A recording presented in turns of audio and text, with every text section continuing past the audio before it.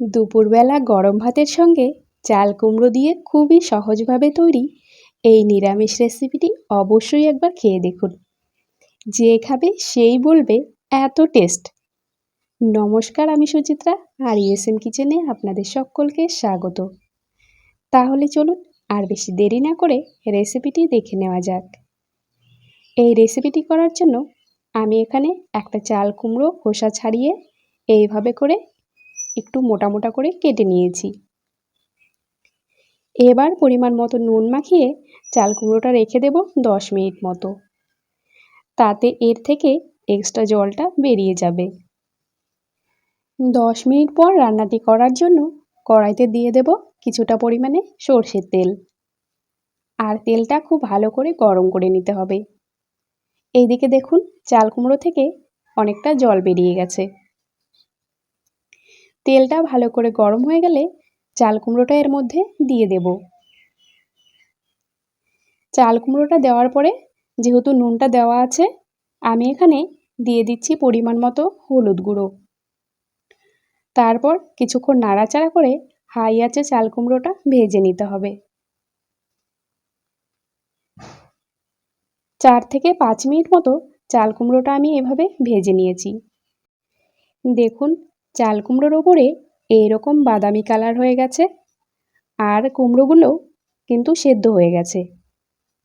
এই সময় তেল ছেঁকে এগুলোকে তুলে নিচ্ছি।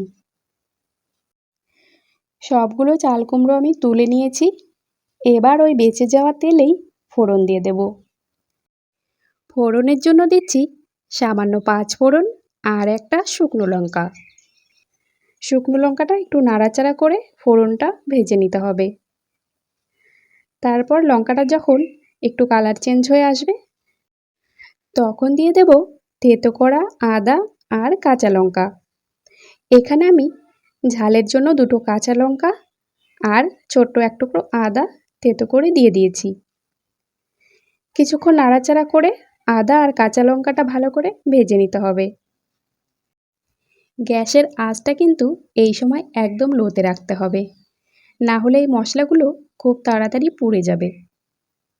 আদা কাঁচা লঙ্কাটা ভাজা হয়ে গেলে দিয়ে দেবো এখানে সর্ষে পোস্ত বাটা।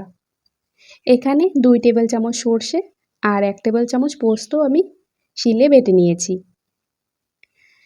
সর্ষে পোস্তটা একটু জল দিয়ে গুলে এর মধ্যে দিয়ে দিলাম।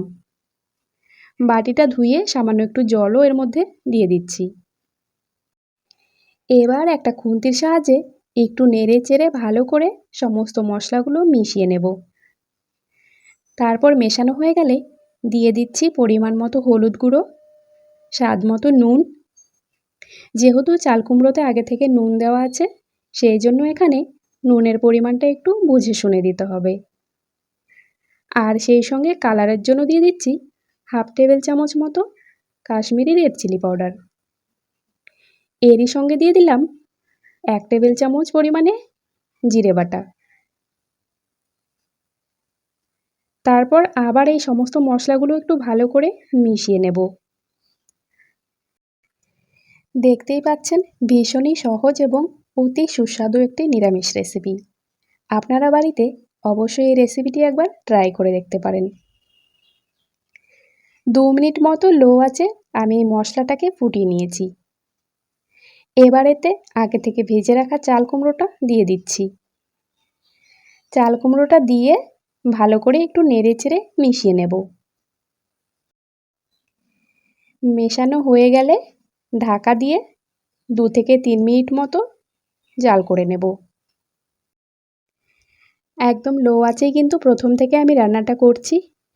তো 2 থেকে 3 মিনিট মতো আমি এভাবে সেদ্ধ করে নিয়েছি চাল কুমড়োটা। এবার ঢাকনা খুলে নাড়াচাড়া করে মিনিট খানেক জাল করে নেব। দেখতেই পাচ্ছেন কত সহজ একটা রেসিপি, আর খেতে ভীষণই সুস্বাদু হয়। আর এখনও পর্যন্ত আমার চ্যানেলটিকে সাবস্ক্রাইব করে না থাকলে অনুরোধ রইল অতি অবশ্যই চ্যানেলটিকে সাবস্ক্রাইব করে রাখবেন। আর রেসিপিটি কেমন লাগলো কমেন্টে জানাতে ভুলবেন না। ভালো লাগলে অবশ্যই ভিডিওতে একটি লাইক করে দেবেন। মিনিট খানেক জাল করে নিয়ে আমি নামিয়ে নিয়েছি। দেখুন এবার কিন্তু গরম ভাতের সঙ্গে পরিবেশনের জন্য আমাদের নিরামিষ চাল কুমড়ো রেসিপি একদম রেডি। ভিডিওটি শেষ পর্যন্ত দেখার জন্য অসংখ্য ধন্যবাদ। সবাই ভালো থাকবেন, সুস্থ থাকবেন। টাটা।